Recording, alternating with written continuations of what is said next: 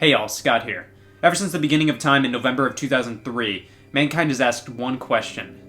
Why is there only one game called Mario Kart Double Dash? It's a title that fits most game releases. However, after a painstaking 20 minutes of research, I think I've finally cracked the code on why there's only one game called Mario Kart Double Dash. We got 2 trademarks on this title. See, if Nintendo didn't monopolize the industry, we would have like 9 games called that by now. And here we have the college essentials. Mario Kart Double Dash is the only Mario Kart game with more than one exclamation mark. It's the only Mario Kart with an exclamation mark. But yes, it deserves the 2. The 4th Mario Kart game, the one on the GameCube, the title that had the audacity to follow up Mario Kart Super Circuit. It's really interesting to see how the Mario Kart series evolved within its first few entries. We go from Super Mario Kart to Mario Kart 64, and at this point you may have said, oh man, I can't wait to see how crazy the next one is. I mean, that's what you get for alternating between console and handheld versions of Mario Kart. The next entry wasn't always gonna look like a true evolution, but Double Dash was that. After over half a decade of waiting after Mario Kart 64, we finally got a truly upgraded Mario Kart title in every way, and that's incredibly obvious just looking at the reviews at the time of its release in 2003. What? Double Dash's reception was a bit mixed at the time.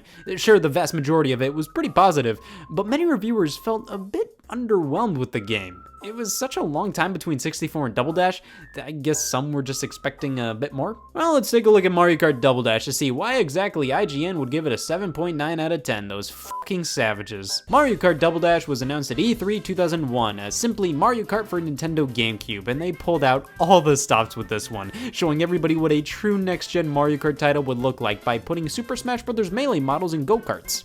Interesting tactic. This was either a very early prototype of Mario Kart on the GameCube, or Nintendo was like, oh shit, we need to show Mario Kart on the GameCube. I got it. Nearly 2 years later in April 2003, Mario Kart Double Dash was formally unveiled. Was any of the E3 2001 clip indicative of what was revealed in April 2003? Nope. Double Dash was clearly doing things a bit differently compared to the 3 previous games. 2 characters in 1 cart. Special items you can use based on what characters you picked. Land play, for God's sakes. This was looking to be the greatest Mario Kart Double Dash of all time. After being playable at E3 2003, the game released in November of that year, and people like me won't shut up about it. So that was a short build-up to release board game. There's not much left to do other than actually play the thing.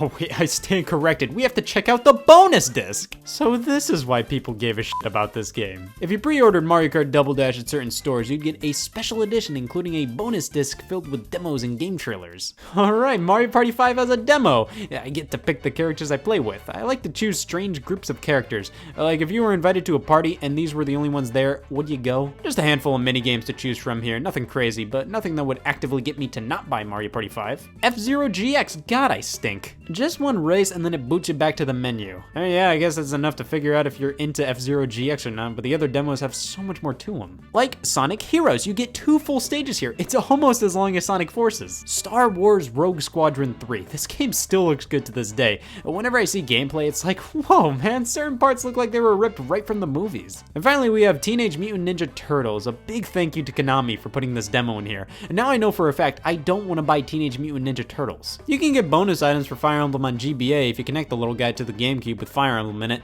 I don't own the game, and before you ask, you can't trick it into downloading the items into Mario Party Advance. Just trailers left. I do like these on demo discs though, because you get fairly high quality versions of trailers from back in the day. It's especially cool when you see games earlier in development, like Pokemon Colosseum here doesn't even have a final logo yet. And man, watching the Final Fantasy Crystal Chronicles trailer made me realize, man, I love Mario Kart. The 1080 Avalanche trailer reeks of early 2000s with the choice of background music. The promo for Kirby Air Ride is a promo for the Kirby Right Back At You show, which leads into an Air Ride promo. I almost had to sound the alarms. Harry Potter Quidditch World Cup. I bought this for like $5 at GameStop one day. I played it for 10 minutes and never played it again. SpongeBob SquarePants Battle for Bikini Bottom. Now we're talking. This was the game back in the day, but you don't have to take my word for it. Ask any person born in the late 90s. We're legally obligated to shove this game down your throat. And NBA Live 04.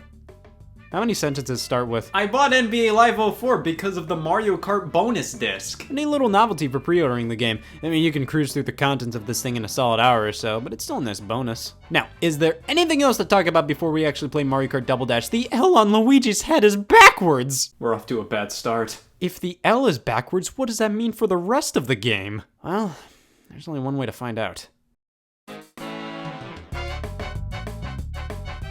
I want to meet somebody with a tattoo of this title screen. Mario Kart Double Dash is a standard Mario Kart title, but with a twist. I mean, that was evident by the fact that the first frame of gameplay shows more Luigi ass than usual for the series. 2 characters per kart. You have to pick 2 before a race. You can't just go at it alone as Birdo. You have to pick a teammate. The option would have been nice. 1 character drives, the other ensures they will get pulled over at some point, and the gameplay, it's Mario Kart. Lap around the track an average of 3 times, try to get first, run into item boxes to use a random item against opponents. The team aspect doesn't change the core gameplay that awful much, but it does add some strategy. One runs, the other guns. The character in front drives while the one in the back deals with the items. You switch the characters by pressing the Z button, and switching is integral to item play here. You can hold 2 whole items at once. Now, it's not like in previous games where if you grab something like a banana peel, you could hold that behind you and then grab another item in reserve.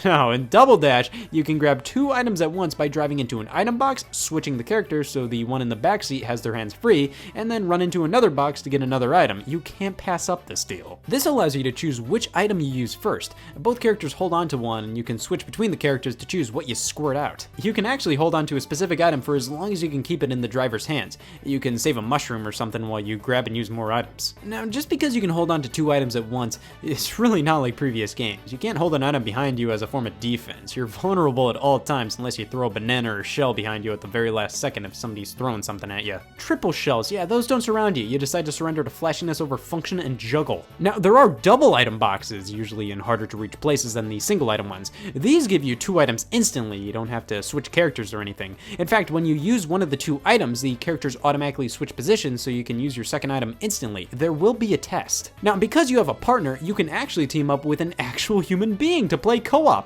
One player drives, the other uses items. Give me an E, give me an H. This mode is just fine. I'm happy it's here. It's cool a Mario Kart game has a form of cooperative play, but it just makes it so both players are experiencing only half the fun of Mario Kart, especially the item user. There will be prolonged moments where you're just not doing anything. But that's pretty much all the dual characters amount to gameplay-wise. They're a fun addition, but all they do is add a hint of strategy to racing from time to time. Nothing major, but it still makes Double Dash really accessible. You don't have to switch characters at all, really, but if you want to master the game, you're gonna have to swap religiously. It makes this game, out of all the Mario Karts, stick out in a really good way. It's 8:07, I'm due for my weekly complaining about a Mario Kart's controls. I mean, I had something to whine about with all the games before this, but with Double Dash, my god, they did it. They finally nailed the controls of everything here, especially the drifting. Something about using the GameCube's triggers and the drifting in Double Dash just go together so well. It feels so good. And we gotta talk about the rocket start. Most Mario Karts give you a boost right at the start of the race if you start accelerating at a specific time during the countdown. Double Dash gives you the boost if you start accelerating the exact moment the light turns green. And Christ, it's strict. But you don't just have to do that. You can tap the A button rapidly once the countdown begins to get the same result. Yeah, I only do it this way, why wouldn't I? The controls may feel a bit looser than preferred, but it's nowhere near as hard to pull off a drift as it was with previous games, so the warrant's been updated. Now, because we have 2 characters per kart, Double Dash had to include like 50 characters. We got 20, damn it. All the characters from 64 and Super Circuit return alongside Koopa Troopa coming back from Super Mario Kart. But we actually got more new characters added than returning ones here. Just like Death, Daisy being playable in Mario Kart was inevitable, so whatever. Baby Mario and Baby Luigi, this raises more questions than answers. Koopa Paratroopa, these 2 are literally the same character except one's the product of crossbreeding. Diddy Kong, Bowser Jr., Waluigi, all are characters that make total sense for the series. King Boo and Petey Piranha are total, yeah, we had some extra time in development and felt like drawing circles. But they're really fun characters to have as options. Birdo, and they introduced Toadette, not just introduce her to Mario Kart, but introduce her as a character in general. This was her first appearance ever, and the first time I asked, what are these legally considered? Toadette was definitely just created to give Toad a partner in this game, because every character is associated with another. They all have a partner. Mario and Luigi, Peach and Daisy, Bowser and Bowser Jr., King Boo and Petey Piranha, because you can't have one without the other. Now, the characters having designated partners doesn't mean you have to use both. You can mix and match these guys any way you please. Morally, I feel it's just right to pick the characters that are already partners, but I love making combinations that just make no sense. Like, how the hell did we get to this point? I do love the character selection in this game, just for having all the Mario characters you'd expect to have in a Mario Kart, plus some why the f***s. You can't have a Mario Kart roster without some why the f***s. You also get a selection of different types of carts for the first time, and not every character can use every cart, but you usually get a selection of 3 or so vehicles per character combination. You have a lot to choose from when it comes to character combinations and cart types to affect your speed and weight, but this is just where the strategy begins when picking characters. Each character team has their own special item only those characters can use. Mario and Luigi can barf out fireballs, Peach and Daisy have hearts that protect them and can also steal some items, Yoshi and Birdo have eggs that home in on other players and break apart, showering the ground with 3 items. Baby Mario and Baby Luigi have whiplash, Koopa Troopa and Koopa Paratroopa have triple shells. They're not available to everybody in this game, only they can use them, that's kinda raw. Donkey Kong and Diddy Kong have a giant banana peel, Bowser and Bowser Jr. have a giant Bowser shell, these are both as self-explanatory as they get. Wario and Waluigi have bombs, and Toad and Toadette have a golden mushroom. Again, an item that was once available to everybody, now exclusive to only 2 characters. King Boo and Peter Piranha don't even have their own special items, instead they can randomly get any special character exclusive item in the game, Jesus. Now, mixing and matching the characters makes it more random what special items you get, like if I pick Luigi and Paratroopa, because they're both products of crossbreeding, I can get the fireball and the triple shells, but if I really just want the fireballs, it's easier just to pick Mario and Luigi, so it's a surefire bet my special item will be some fireballs. When you have a mix and match team, if you want a higher chance of getting a specific character's special item, you have to make sure they're the one in the back of the car, which I'm not always paying attention to. No new general items that everybody can use though. The only new items in Double Dash are the special ones. That and the fact that items that were once usable by everybody, like the golden mushroom and triple shells, are now special items, are pretty lame, but I love the idea of character-specific items in this game.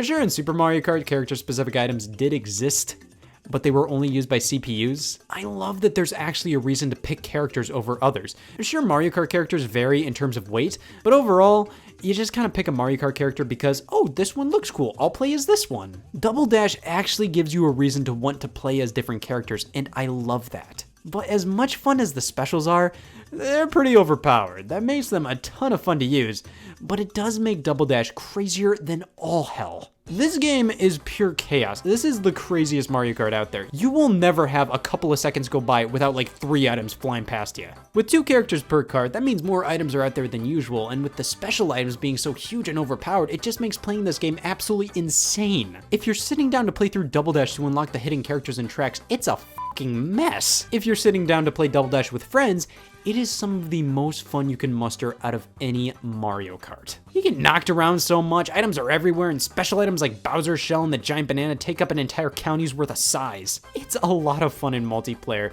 but a lot of the strategy that goes into Double Dash's new elements is sadly almost completely pointless with the amount of random bullshit happening all the time. Its physics can be a little wonky sometimes, the item balance is crazier than I remember. This is a train wreck of a game to sit down and try to complete in single player, but that makes it ridiculously fun in multiplayer. Well, let's move on to the tracks. We go back to the standard number of tracks from Mario Kart 64, 16 across 4 cups. The Mushroom Cup starts off with Luigi's Circuit. Yep, that's the stupidest date I've ever seen, but it's your standard no-nonsense Mario Kart course. This is your lame stepdad's favorite track. This is an interesting one just because you can pass by racers going in the opposite direction of you based on how the track layout is. Peach Beach and Dry Dry Desert are okay, just nothing special to be honest.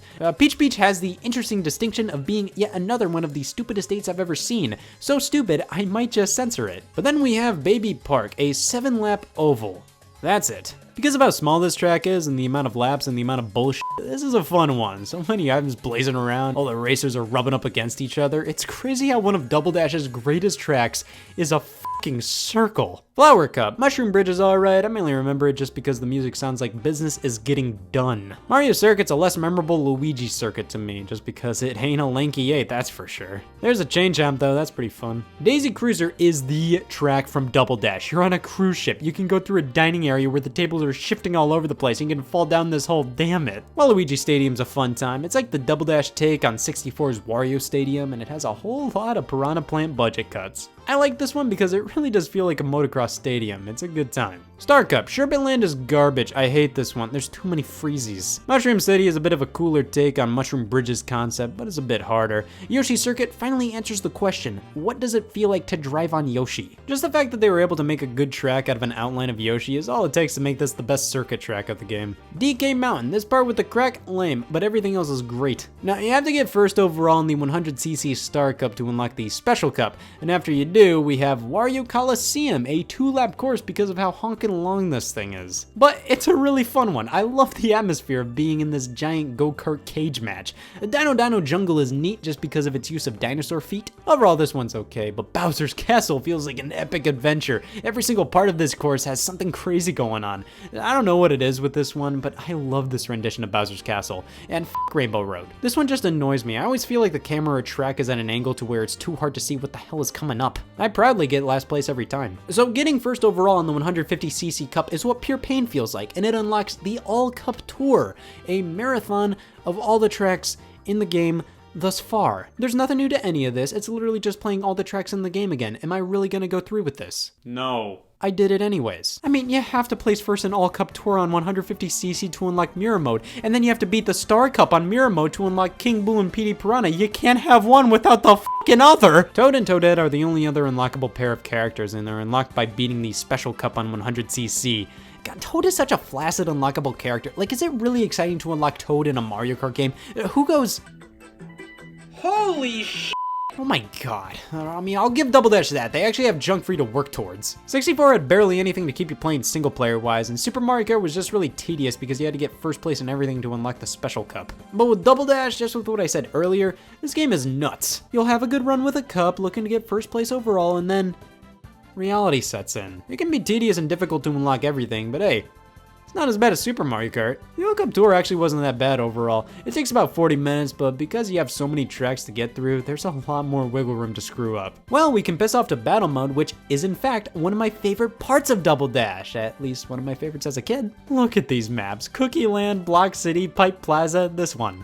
I like this one. It's the most boring geographically, but it's the most GameCube geographically. There are actually more battle modes this time. Outside of Balloon Battle, we have Baba and Blast, where you just try to hit the most racers without getting hit as much as they do. And then there's Shine Thief, where you have to nab the shine from Mario Sunshine and keep it until the timer goes down to 0. There was quite a bit of Mario Sunshine love thrown into Double Dash, and most obviously the award ceremony at the end of a cup. Now, all of these maps can be played across all the different battle modes, and yes, that includes the 2 unlockable maps, son of a bitch. Alright, let's unlock Luigi's Mansion and Tilt-A-Cart. Yeah, that's Luigi's Mansion. And yep, that is Tilt-A-Cart. Finally, let's talk one of Double Dash's defining traits. Not many have experienced this, including myself, but it offers LAN play. You can play this game with up to 16 people by connecting up to 8 GameCubes together with its broadband adapter. That way, everybody can have their own TV screen. You don't have to abide by the laws of split screen and look at what your opponents are doing. Now, I'm personally fine with 4-player split screen. It works perfectly fine in Double Dash, but to have your own screen and to have 16 people playing at the same time, that was unheard of for Mario Kart. It's an awesome feature that not many have experienced, but from what I've heard, it was pretty magical. So that was Mario Kart Double Dash. Is it the best Mario Kart? It might be. Everybody has their own personal favorite Mario Kart. I've heard countless people go on and on about how Super Mario Kart is the best. And I mean, I listen to them. Super Mario Kart is the best one because of how simple and intuitive it is. The track design is great and the items are balanced. It's challenging and the battle mode is phenomenal. I find that each of the Mario Karts before Double Dash, while good in their own respects, have aged poorly in many ways. Double Dash was the first one that didn't feel dated to me. And while that means all games after Double Dash also don't feel dated, stuff like Mario Kart DS, Wii, and 7, there's not much reason to play those games compared to the latest one.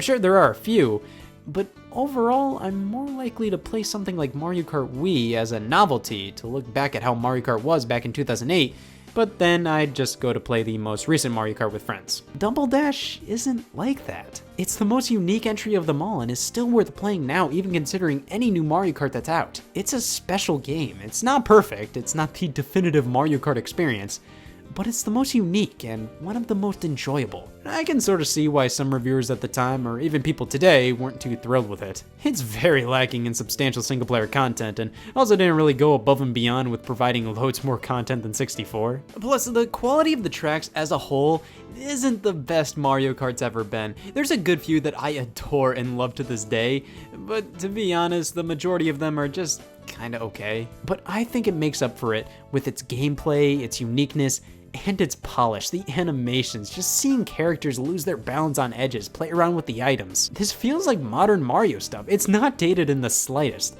And that's just one of the reasons why I think Double Dash is still so great all these years later. Double Dash has barely aged a bit. It's still a blast to play, and it offers so much that no other Mario Kart has. Now, that still makes it fun to play today, but what makes it truly one of the best Mario Karts? Honestly, it was the bonus disc.